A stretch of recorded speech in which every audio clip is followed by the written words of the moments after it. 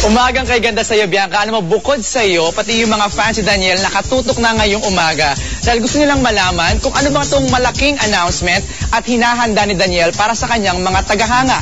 Narito po ang aking report. Sa lakas ng hiyawan at pilian ng mga fans sa harap ng stage, aakalain mong concert ito ni Daniel Padilla at hindi finals night ng Himig Handog. Pakiramdam na ikaw yung pinakamainit na tinanggap dito. Tamat po talaga at sana next time muli. Sa 5 special awards, 4 ang hinakot ng kantang Nasa Iyo Na Ang Lahat. Nasa iyo na ang lahat. Daniel Padilla and Gigi Marcelo. Nasa iyo na ang lahat.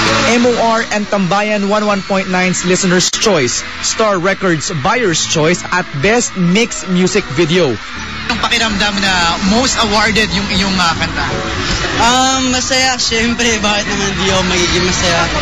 Siyempre, hindi naman sa akin yun, sa fans. Kaya ayun, maraming salamat po talaga sa lahat ng bumoto. Talagang maraming salamat at mahal na mahal po talaga. Sa init ng pagtanggap ng mga fans kay Daniel kagabi, inaasahang dadagsa din ang mga ito sa nalalapit na pelikula nila ni Catherine Bernardo.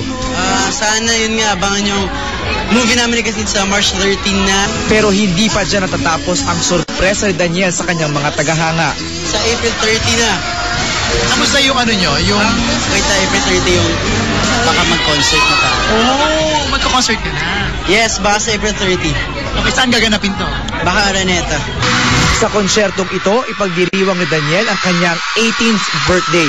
Ayun, basta ang concert ko, enjoy lang, parang party lang yun. Okay, ang tanong nila, magkakaroon ba ng special participation si Catherine sa concert mo? Yes.